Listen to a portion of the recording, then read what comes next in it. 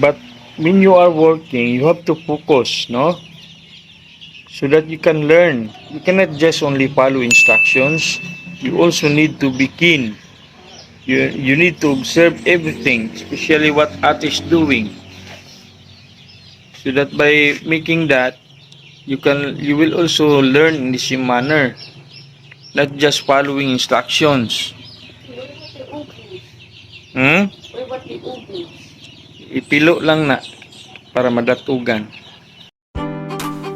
I definitely involve my children in the progress of working this out, no? Yung ating pagmamanukan, no? So sinasali natin sila para matuto din sila.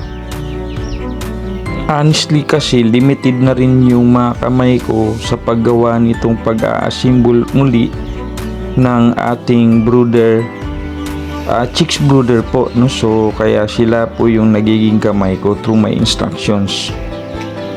Napaka-importante kasi na matuto sila, kasi bukod sa nagiging assistant mo sila is natututo din sila sa buhay. So ayan mga kapag-asa, no? Tulong-tulong kami. Ito yung nagawa ko na pong chicks brooder pen, no? Na nalagyan na natin ng ilaw mga kapag-asa. Ito yung nakatalagang brooder pen para sa mga native giant shamu natin, no? Nakaka-deliver lang din. So ayan, may ilaw na, no? So ito naman yung sa ating mga ducklings na may ilaw na din, at nakahiwalay din sila mga kapag-asa, no? Hindi pa nalagyan ng ipa kasi wala pa tayong nakukuha. Hopefully in the future meron na, no? So ito yung ginagawan ko naman ngayon ng brooder pen, no? Ito yung mga native natin na mga upgraded. So ayan, nagaantay lang sila. Meron din tayong 4 na prematured, no, na ibinigay lang sa atin ng sealer. Hindi na niya pinabayaran kasi nga naman injured na siya, no? So 50-50 yung chance na mabuhay, but susubukan natin, no? Ito kasi yung prematured na hindi pa masyadong matured, no? At tinanggal na dun sa incubator. So parang pinurs ba, at ayun na nga, injured yung mga paa nila, hindi sila nakakalakad. Hopefully mabuhay sila. Okay, so ayan, antay lang kayo ha, ginagawa pa natin yung brooder pen nyo, at hopefully malagyan na din natin ng ilaw na makasurvive kayo.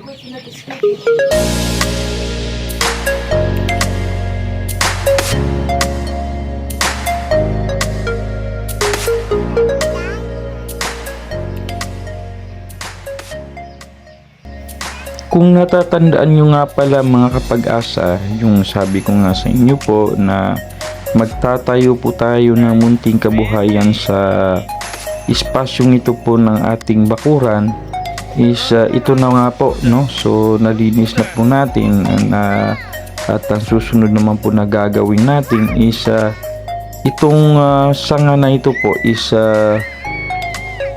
kailangan nating tanggalin, no? Kasi bukod nga sa nakakahambalang na dun sa harapan is hindi po natin mailalagay yung ating removable tent kung hindi po natin ito puputulin, no? So pinapruningan ko na po sa ating kaibigan, no, at saka kapitbahay na gagawin niya ito para mapruningan po at matanggal na po itong nakakasagabal na sanga po ng ating punong mangga, no?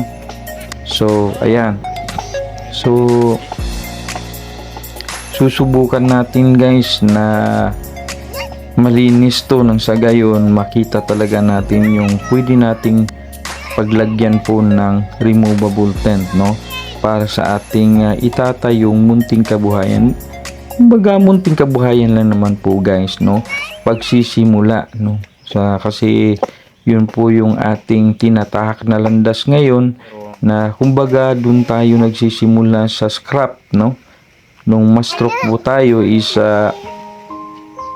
parang naglahong parang bula lahat ng pangarap natin. Kaya muli natin itong itatayo at sisimulan sa zero talaga, no? I want to start from the bottom talaga.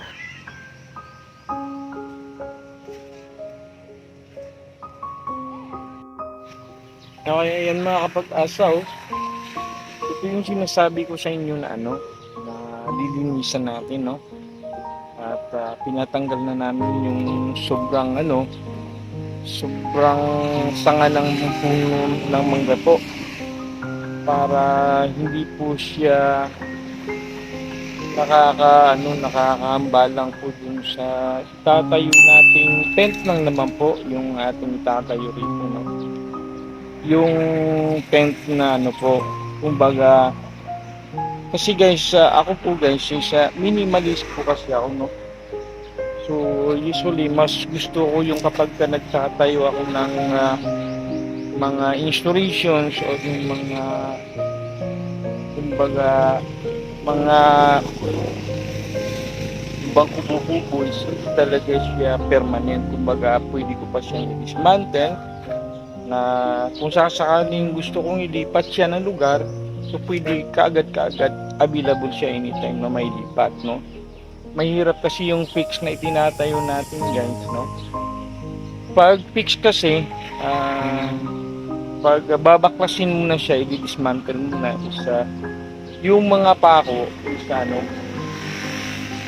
napaka-hassle talaga siya, no? Hassle siya kapag binabaklas mo na, tapos lalagyan na, tutuwid mo na naman muli, tapos minsan pa mahirap na dun pagka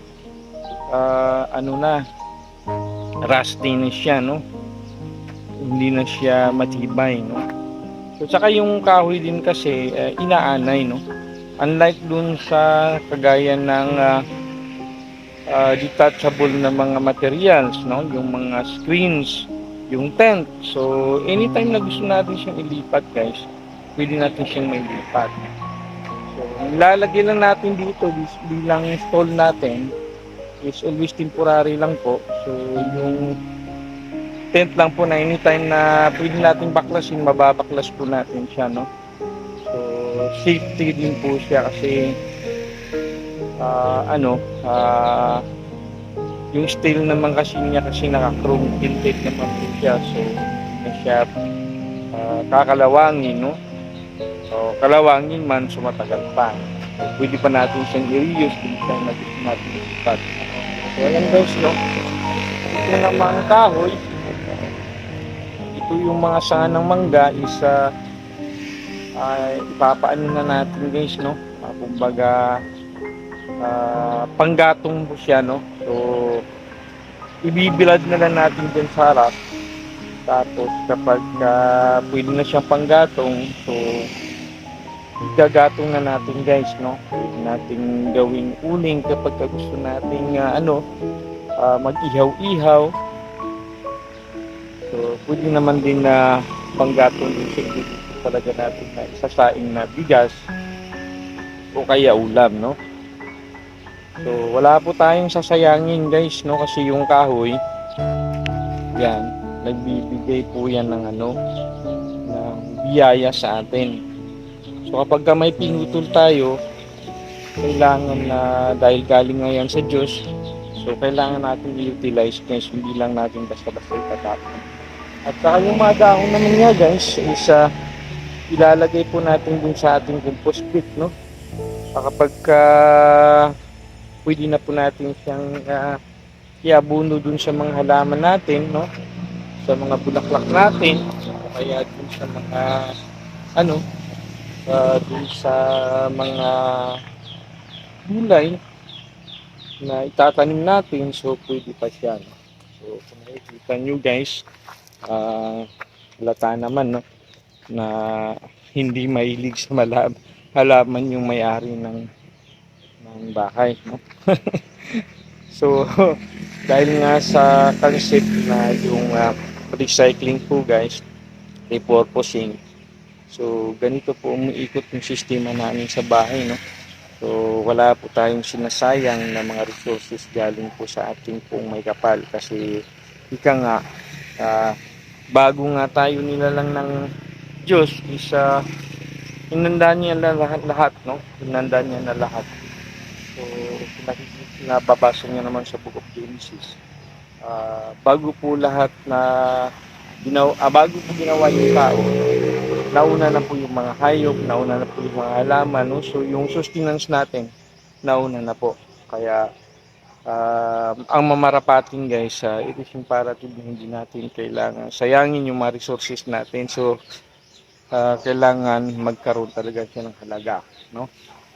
Gagamitin natin siya anytime. So abangan nyo mga kapag-asa, no? Munting negosyo po, munting kabuhayan na itatayo po natin dito. Kung sa nakikita nyo naman kung gaano kaliit yung spasyo guys, so ibig sabihin nung talagang munting kabuhayan lang po siya, no? Kumbaga pantawid gutom lang po sa kumakalam na sikmura po, no? So